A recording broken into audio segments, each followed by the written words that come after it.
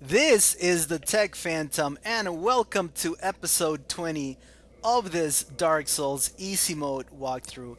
And we only have a couple of episodes left, guys, and I apologize. The reason it's been taking me a little bit longer to put out these later episodes is because I've had to do some very heavy editing, and that takes a little bit of time and planning, so I haven't had the chance to have the block of time that I need to do the editing and to record the audio. But I do have the plan for the rest of the series all laid out. In this episode, we are going to max out the Moonlight Greatsword, and we're gonna take on three mini bosses, I guess, one boss and two mini bosses. In the next episode, I'm going to show you how to farm with a bow. And if you guys know anything about my channel, you know that I absolutely despise bows. I shouldn't say despise bows. I'm just very indifferent when it comes to bows, and I've never really used them. But in the next video, I am going to show you guys how to farm humanity with the bow, because it turns out to be the easiest way to do it.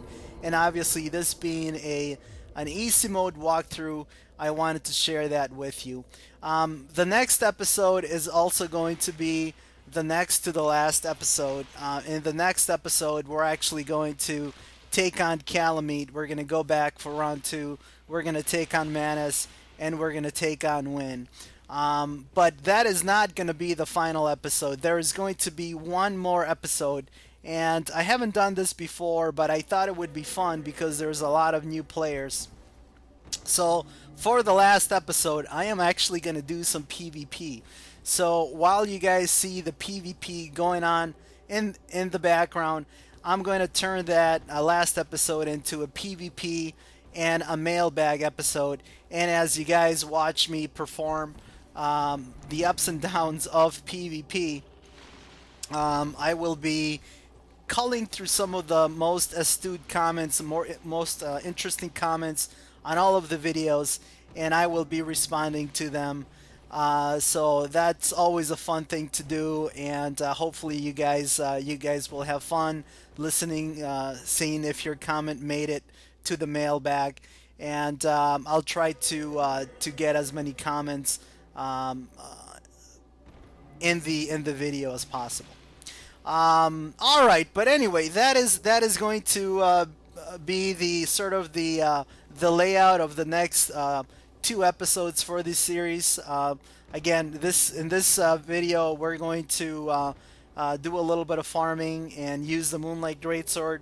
The next episode, we're going to finish out with all of the bosses, and then we will have one final PvP and mailbag episode. All right, but with all of that said, let's get back to the action on screen, which I have been completely ignoring. And in order to upgrade the Moonlight Greatsword, we need dragon scales. And dragon scales can be found from the drakes in Valley of Drakes. They have an opportunity to drop dragon scales, but there is also a bunch of dragon scales that are laying around and can be picked up in the area past the Great Hollow in Ash Lake. So we are in the Great Hollow, and we are making our way back.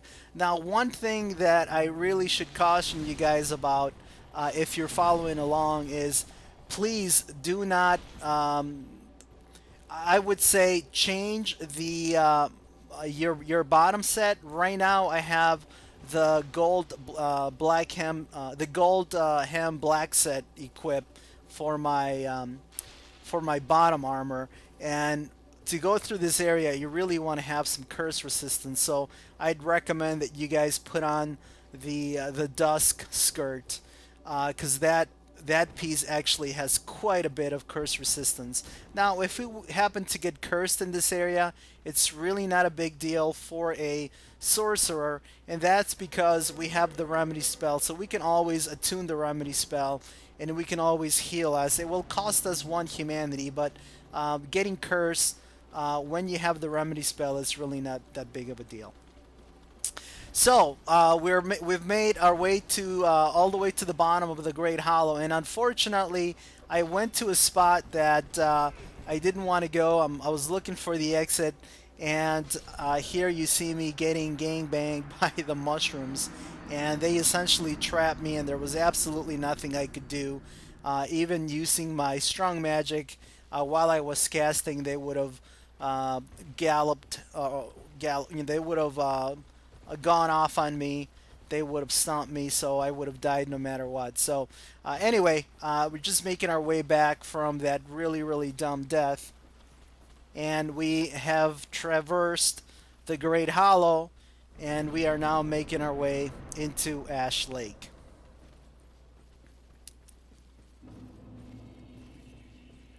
Now, this is one of the prettiest areas in the game. As far as the art design, it's very, very open. It's very, very light. Um, and it also has what I think it's some of the best music in the game. It's almost like a chorus. It's a very, very good from an ambience standpoint. So I think this is a really well designed area. And the other source of dragon scales, by the way, and I forgot to mention this, are dragons. You can get dragon scales from undead dragons. You can also get dragon scales from the Hydra. So not only are there scales laying around here that we can use to upgrade the Moonlight Greatsword, but there is also a Hydra that inhabits Ash Lake, and that Hydra is going to give us some dragon scale. So there's the Hydra. And this is a stronger version of the Hydra that we fought much, much earlier in the game.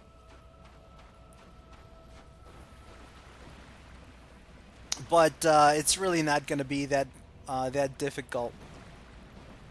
And you see that I'm just going to use... I'm not going to use any buffs. I'm just going to go straight up with Crystal Soul Spear. Now, the only tricky thing here is that if you target the heads of the snake, you need to hit them when they're relatively close to you, because if right now I'm targeted on the main body of the snake and I'm too far away to reach it, so you're gonna see me fire with a couple of Soul Spear spells, and the heads move out of the way at the very last second, and I end up missing the head, and the spell just doesn't have the range to reach the body of the snake. So you can aim, you can blind aim at the heads, or like what I'm doing here, you can sort of target the center of the body of the snake, and one of the heads, and here I was trying to do a blind aim, but anyway, when one of the heads, it's sort of in the way of the body, you can shoot, and if you're in range, you'll be able to take out the Hydra. So right there, that was an opportunity for me to hit the head, and there it is, and then the Hydra goes down and gives us 10,000 souls, but more importantly, we should gain a dragon scale.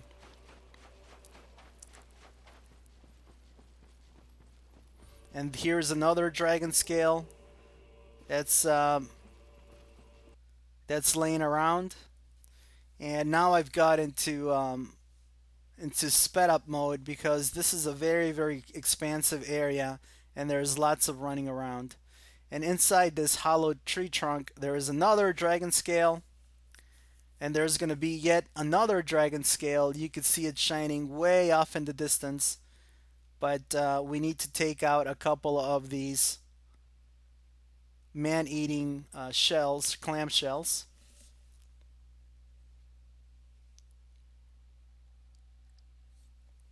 And I'm going to put on a homing crystal soul mass just in case the other clamshell happens to follow me or tries to sneak up on me. So just in case. And now we can go take it out. And we can do that with a couple of charges of homing crystal soul mass. And now we're going to go further into this area, there is one more item that I wanted to show you guys,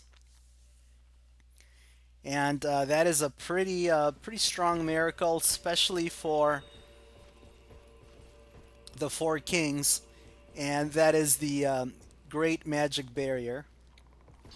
And it's a little bit hidden, but anyway, you wanna come up this route and take out that basilisk, and then very gingerly inch forward until you fall onto this another hollowed trunk or branch.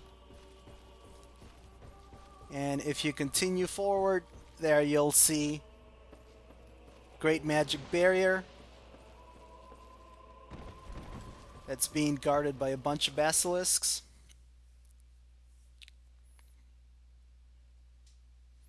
And we will just continue going forward to the next bonfire. There's actually another bonfire in this area, and that's actually a warpable bonfire. So that's the reason I'm going over there, so that it can be a warpable point should I ever want it to come back to Ash Lake.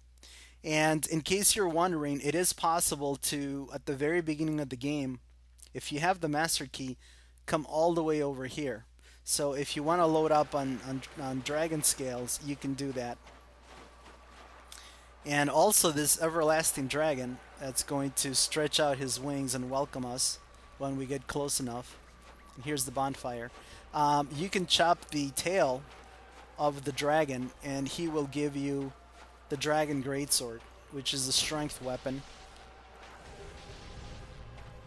But it is possible to come down here at the very beginning of the game and chop off the tail of the dragon. And if you want to see that happening, you can check out my lore walkthrough, because I believe in that walkthrough I actually do that. I actually, at the very beginning of the game, when I'm doing my initial farming, I go down all the way to Ash Lake and I chop off the tail of the dragon. I don't use the dragon greatsword in that walkthrough, but you can if you want it, if you so desired. So we've warped back to Undead Parish, and we are going to check out our stock of materials, and we have quite a bit of reinforcement materials. And we are going to reinforce the Moonlight Greatsword. And right now we don't have enough dragon scales, and we don't have enough souls to upgrade the Moonlight Greatsword. You need 10 dragon scales, and as you saw, I only had 8. And every time you upgrade it, it's going to cost you 10,000 souls. So you can take the Moonlight Greatsword up to a +5. So I need to farm 2 dragon scales, and I also need to farm 40,000 souls. So I'm able to max out the Moonlight Greatsword. So we are going to show you guys the combined power of Darkbeat along with Power Within. And I have armor that's giving me a little bit of poise, and I also have the Eagle Shield because it has high lightning resistance. But you could see that it's possible to take these drakes out very quickly with Darkbeat and Power Within. So this makes farming for dragon scales pretty easy, sort of easy mode. You can see that I can one-hit them if I can get close enough. And for these drakes that are further along, further back, I can use my Soul Spear spells to take them out, along with Soul Mass, Crystal Homing Soul Mass. So unfortunately, sometimes it could take quite a bit of time to get some dragon scale. In this case, I got lucky and I got my 1 dragon scale. So I'm still short 1 dragon scale, and I need to farm to get 40,000 souls anyway. So I'm gonna be here for a little bit of time until I get my 2nd dragon scale. But I'm not gonna show that. But I did want to show you guys one round of farming the drakes with this build. And if you played the game before and if you farm scales, you know that it's really a pain in the butt. That these drakes can kill you more often than not. They're very, very strong, very, very tough. But as you can see with this easy mode build, it makes farming the drakes about as easy as possible. Again, because of Dark Beat and because of homing Crystal Soul Mass. Alright, so we're back in Firelink Shrine, and I've done all of the farming that I needed. So I have enough souls and I have enough dragon scale. So I'm going to max out the Moonlight Greatsword, and now I have a +5 Moonlight Greatsword. And the Moonlight Greatsword is going to scale with intelligence. So because our intelligence is at 50, the Moonlight Greatsword is doing a whopping 480 damage. So it's doing quite a bit of damage, and all of that damage is magic damage. So unless the enemies have very, very high magic defense, the Moonlight Greatsword is probably going to do more damage than another weapon that, for example, did the same amount, had the same damage rating, but all of its damage rating was, for example, physical defense. And that's because most enemies tend to have lower magic defense than other types of damage. So the other thing that makes the Moonlight Greatsword just outstanding is that it has projectile attacks, and I'll show you that in a little bit. So like I said earlier, we really haven't had to use the Moonlight Greatsword in this walkthrough because our spells have been plenty strong. But the Moonlight Greatsword is an outstanding sword. As a matter of fact, I have a top 10 list in my channel, and the Moonlight Greatsword is one of the top 10 weapons. So if you guys want to check out where I rank the Moonlight Greatsword, you can do that. Alright, so I wanted to show you guys a little bit more farming. And we've come here to farm some Titanite chunks. And there are 3 ways that you can kill these enemies. Obviously, you can do a parry and a riposte like I just did. And the Moonlight Greatsword is just destroying these guys. And now this is what separates the Moonlight Greatsword from other swords. It has a projectile attack. So that's why it's such a complementary weapon to magical builds or intelligence builds, is because of the projectile attacks on the one-handed and two-handed strong attacks. So it will allow you, even in melee mode, it will allow you to hit your opponents at range. So if somebody is far away from you, or if someone is coming towards you, or if someone is trying to run away from you, you can use the projectile attack of the Moonlight Greatsword to get them. So we've been using the projectile attack of the Moonlight Greatsword. We can also just just chop these enemies to pieces, or you can do a backstab, and that's probably the safest way to get rid of these enemies. Now I do have the covetous ring, the gold covetous ring equipped, so that I can get more drops, and I do have Hovel's bottom piece equipped, and that's because I want to have a little bit of poise.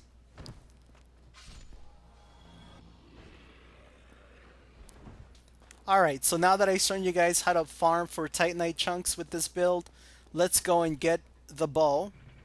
And for intelligence builds, I actually recommend making a magic bow, because it turns out that a magic composite bow is actually stronger and will do more damage than the magic bow that you can make with Wendelin's soul. And actually that bow is going to require a little bit of will scale with faith anyway, so it's more of a faith build weapon, although it will do magic damage. So we're gonna make instead a composite bow, and the composite bow is actually going to get very, very strong, because when we turn it into a magic ball, it's going to scale with our intelligence. So we don't have enough materials to make a magic ball. I need one more green titanite shard, and I think I have enough blue chunks. I'm also gonna use I'm gonna need a blue titanite slab, so I'm going to get that later in the video. I thought it would be important to show you guys how to get the blue slab because we are an intelligence build. But I have a little bit of an accident here, guys. I'm gonna go and talk to our favorite beanpole, Frampt, and I'm gonna wake him up. And unfortunately, I get a little bit carried away, and I just start going to town on him. And unfortunately, I'm going to fall off. Now, when you fall off and you come to this area here, before you have given the souls to the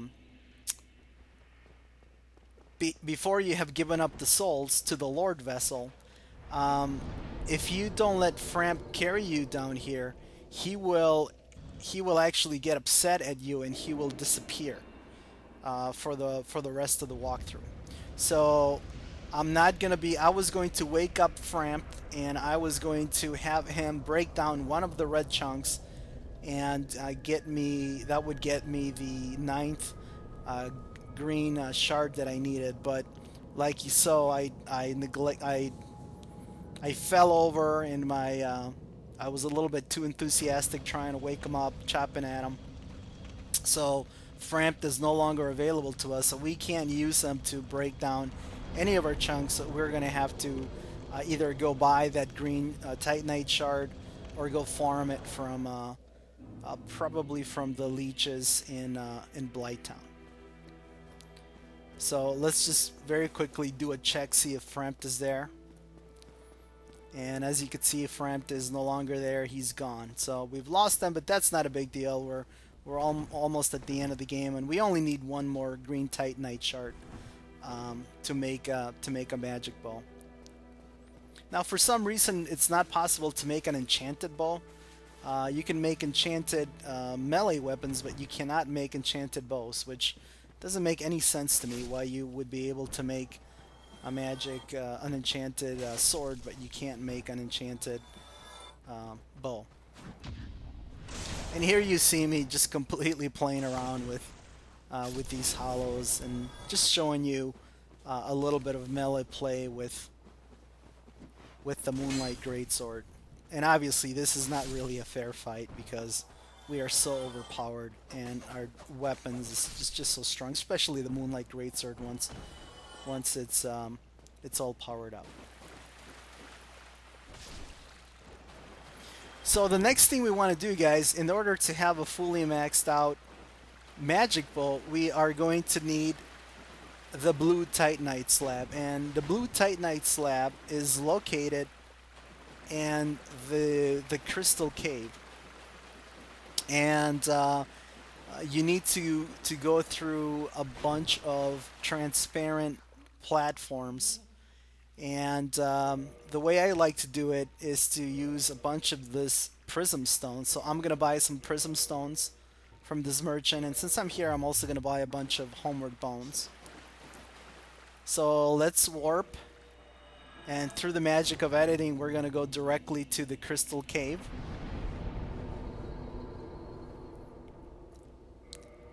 And since we're here, and this is a little bit of a farming episode, let's farm some of these clamshells. And these are a good source of twinkling titanite. And so if you want to use twinkling titanite, if you need twinkling titanite to power up to upgrade your armor or your shield or your weapons, I'll show you how to farm with this build. And again, we're just not even going to use any buffs just because we're so strong at this point. We might be able to one-hit these guys if we had the the bellowing ring equipped and also power within. But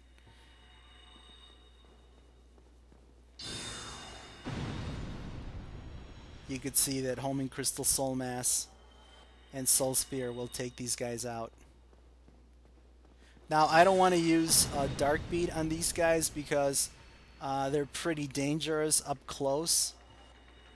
So, and in order for dark beat to be most effective, you have to be right next to an opponent so that all of the beads hit. But you can see that these guys are dropping Twinkling Titanite, so this is the best location to farm Twinkling Titanite. And Twinkling Titanite is expensive. If you wanted to upgrade a weapon or a shield, for example, you need 10 Twinkling Titanite, and that costs 80,000 souls. So, especially in your first playthrough of the game, that is quite a number of souls. So, it's much faster and easier and cheaper to just directly farm the Twinkling Titanite from these clamshells. So we're going to proceed forward, and we are going to try to find the path to the blue slab. And there's going to be one of these transparent, invisible platforms, and you can see that there's a crystal golem off in the distance, and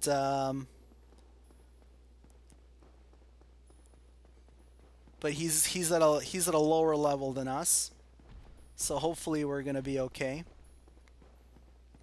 And this is this cave was filled with crystal lizards, and if you go through it, you find another platform that will lead you to the blue titanite slab. So the path is straight for about 3/4 of the way, and then it curves.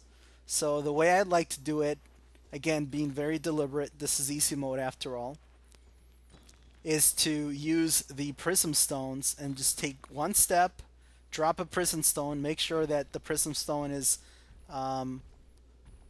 not falling out, so that I know that there's a path in front of me, and then just take a step forward. Okay, in the meantime, this crystal golem, excuse me, did come chasing after us. So this is a very dangerous situation, guys, because I don't know how thick the platform or how wide the platform is that I'm standing on. So luckily, woohoo, we were able to take out this crystal golem. And this is funny. This is the first time that the crystal golem has ever followed me in here. Normally is pretty safe, probably because I come from the other side when I'm farming the slab. But anyway, let's just continue with our strategy of one step at a time, making sure that we are stepping on terra firma by using the prism stones. And there you see that I don't want to go that way, so I'm going to turn that way. Okay, that's not a path either, so we need to go the other way. So we probably need to turn to our left a little bit. I'm just making sure that I don't fall here. And again, you just need to be patient through this area, and you'll get through it. Now, if you don't have prism stones, one thing that you can do, which is a little bit more difficult because they don't fall together as much as you'd like them to, but you could see where the snowflakes are hitting the platform, and that's the equivalent of a sort of like a prism stone, and it shows you where the platform is solid. So if you don't want to use prism stones, you can very carefully look at the snowflakes, but for me it's easier to use the prism stones and just go one step at a time and just be very deliberate. And you can see that the prism stones have saved me about 3 or 4 times here. So we're very close to that slab. There it is, off in the distance. We just need to make our way up to it.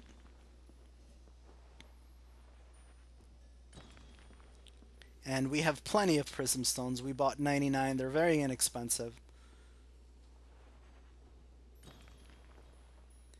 And the way to the platform is now clear, but I'm just going to be, again, being very careful, deliberate. There's no rush. We got rid of that golem before, so there's nobody behind us. And this is easy mode. So I'm just going to continue using the prism stones, even though I can probably just, you can see the snowflakes are showing me the way forward. I can probably just start going forward and land on that visible um, sort of blue ice spike right there.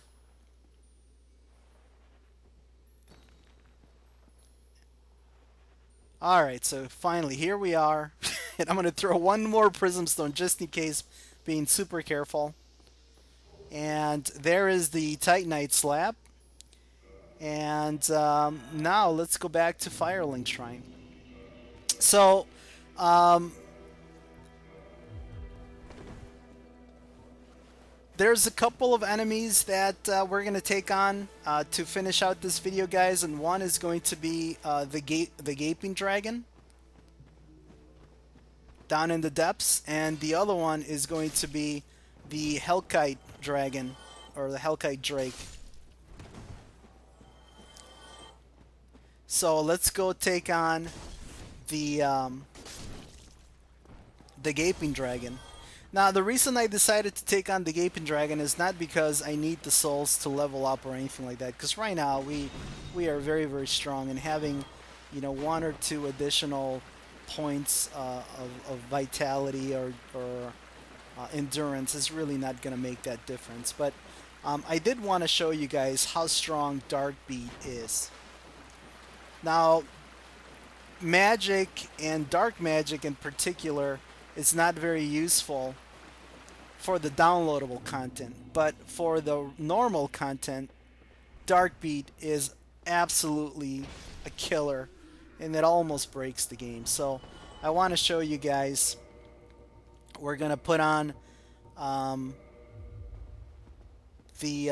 Darkwood Grain Ring so we can evade our enemies a little quicker, and we're just having fun with these enemies with the Moonlight Greatsword. And I don't know why I'm coming this way. I need to go the other way. There we go.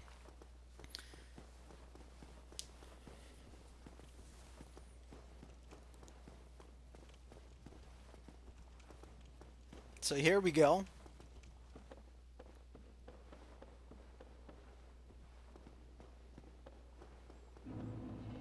We are officially in the depths. And again, I can run past these enemies, but since I haven't done any melee whatsoever, I wanted to do a little bit of melee for you guys. And you saw that little shortcut. You can jump down, break the barrels, and you can come here. This is the area where the giant rat was, and then you can just slide down, and you can either go up the bonfire or you can go straight to the boss. So we're gonna go straight to the boss. Now there is going to be a sorcerer up above that's going to be kiting us, and you can actually take him out with the bow. From around here, you can actually, if you use a bow and you look up, he's actually you're actually able to hit him. But we're not. The fight's not going to last very long, and you guys will see what I mean here in a little bit. So we're going to use Darkbeat. We're going to use the Tin Crystallization Catalyst. We're not going to use Power Within. But if we used Power Within and the Bellowing Dragon Crest Ring, we'd be even more powerful, but I don't think we even need to do that. And here's the Gaping Dragon.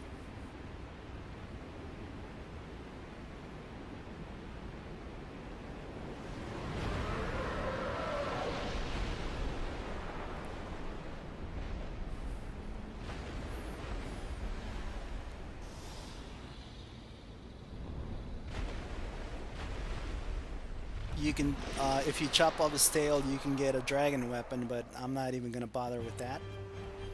And let's see how long this boss fight lasts. So he puts his snout down, just tries to bite us, and you saw with Dark Beat, he was done. And that was the sorcerer trying to get us from up above. But you saw that fight lasted just a few seconds. It was no challenge whatsoever, no contest. So now we're back up here in Undead Parish, and we are going to pay a visit to the Hellkite Dragon. And this time, let's try to one shot him. So we didn't one shot the Gaping Dragon, but I think we can one shot the Hellkite Dragon. So this time we're going to use Power Within.